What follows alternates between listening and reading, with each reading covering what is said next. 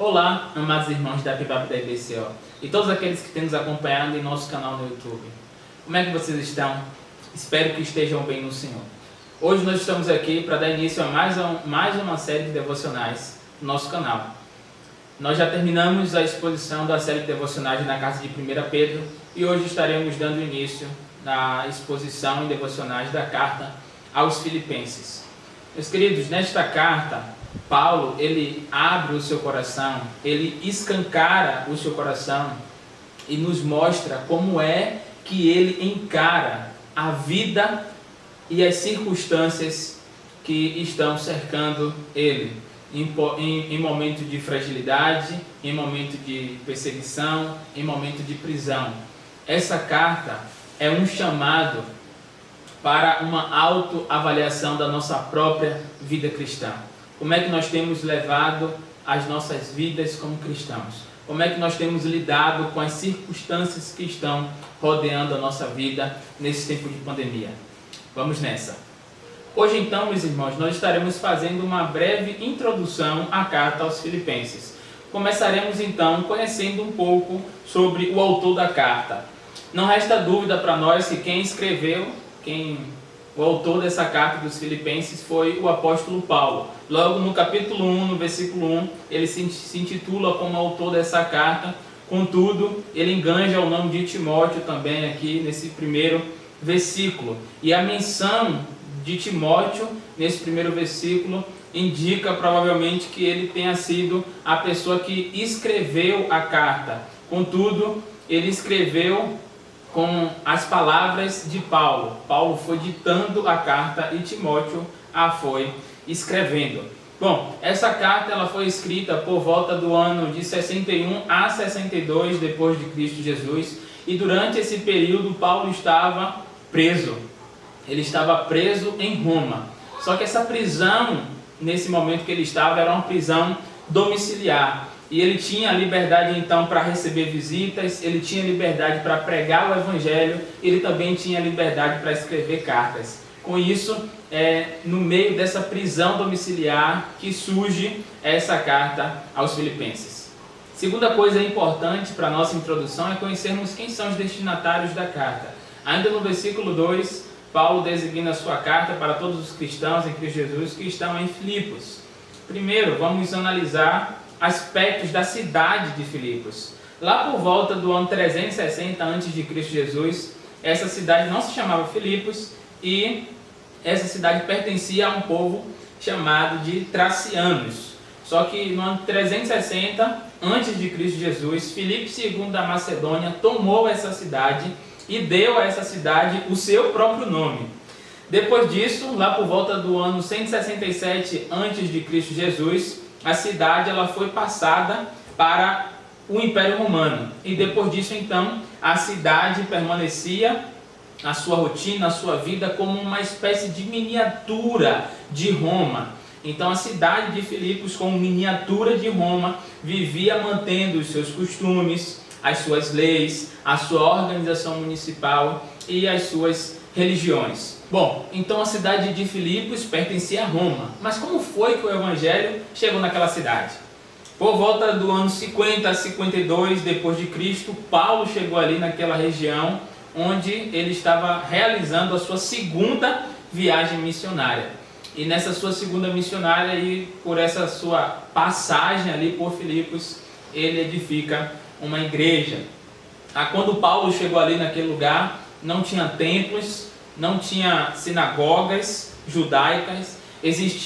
Quando Paulo chegou ali, o que ele avistou apenas era um grupo pequeno de pessoas que estavam à margem do rio e estavam reunidas em oração. A descrição disso está lá em Atos capítulo 16, versículo 13. E provavelmente a primeira família que tenha abraçado a fé cristã naquele lugar tenha sido a família daquele carcereiro, daquela história tão famosa que todos nós conhecemos, que também está descrita lá em Atos capítulo 16, do versículo 32 ao versículo 34. A comunidade de Filipos foi uma igreja que Paulo viveu junto com ela de uma forma mais cordial, de uma forma mais intensa, de uma forma mais próxima. antes mesmo de Paulo ter escrito essa carta, a igreja de Filipos, após a saída de Paulo, já havia enviado 2 ofertas para o missionário. E quando eles ficaram sabendo que o missionário estava preso, eles estavam temerosos da sua condenação, eles enviaram mais uma outra oferta e mais um irmão para auxiliar Paulo em todas as suas necessidades. Quando a igreja em Filipos enviou essa segunda ajuda para o apóstolo Paulo, e essa ajuda foi enviada por um irmão chamado Epafrodito, acontece que quando esse irmão chegou até Roma, ele adoeceu. Ele ficou profundamente adoecido, e Paulo vai dizer que esse irmão Epafrodito, ele ficou tão doente à beira da morte. A igreja em Filipos ficou sabendo disso e ficaram extremamente preocupados com a vida do irmão. Essa carta então também tem um propósito de acalmar os irmãos a respeito da vida de Epafrodito. Então Paulo escreve essa carta e manda essa carta para os irmãos em Filipenses pela mão do próprio Epafrodito. Essa carta também tem um teor de preocupação de Paulo em querer tranquilizar os irmãos a respeito da sua própria situação. A carta então visa informar a igreja que o apóstolo está bem, que ele está tranquilo e que a pregação do evangelho continua progredindo por seu intermédio. Paulo então demonstra por meio dessa carta que as tribulações são partes integrantes da nossa vida como cristãos. Paulo confronta a ideia de que vida cristã não significa ausência de sofrimento. Pelo contrário, ele diz que as tribulações, especialmente aquelas por causa do Evangelho, nos identificam com o próprio Senhor Jesus Cristo. Finalmente, então, a igreja ela estava sendo ameaçada por problemas de divisões, por problemas de contendas, e essas divisões e contendas estavam sendo geradas por meio de vaidades e por meio de disputas pessoais, ao ponto em que Paulo cita na sua carta o nome de 2 irmãs, de 2 mulheres que faziam parte daquela igreja, Evódia e Sintique. Paulo então enfatiza a necessidade de humildade, a necessidade de reconhecimento dos nossos próprios erros, a necessidade de nós empregarmos o exemplo do próprio Cristo Jesus e não mantermos contendas nem divisões em nosso meio. Mas precisamos ser humildes para reconhecer as nossas falhas, conversarmos, orarmos, assumir a mesma posição de Cristo Jesus, de servo, e resolver as nossas pendências, pois somos um só em Cristo Jesus. Então, meus irmãos, se pudéssemos resumir essa carta aos Filipenses em uma declaração, esta seria: a humildade e as tribulações são parte integrantes da vida em Cristo Jesus. A carta fala de tribulações, a carta fala de exortações à humildade, mas a carta também fala muito sobre alegria. O tema alegria aparece cerca de 16 vezes, a palavra alegria ou sinônimos dela. Isso serve para nos lembrar que apesar das tribulações que nós venhamos a estar passando, Paulo nos ensina que nós devemos expressar uma profunda satisfação e contentamento no Senhor, apesar de todas as circunstâncias. Gostaria de concluir dizendo então que a carta, o conteúdo dela se resume da seguinte forma.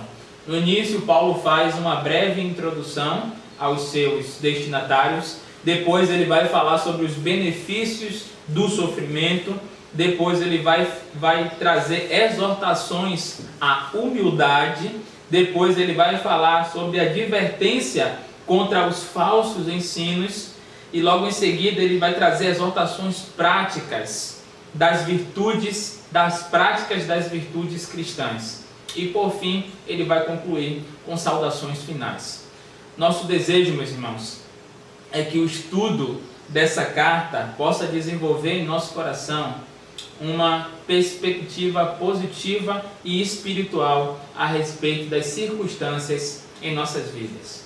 O desejo do nosso coração no estudo dessa epístola é que nós sejamos encharcados de alegria, encharcados de contentamento no Senhor em meio a todo esse confinamento.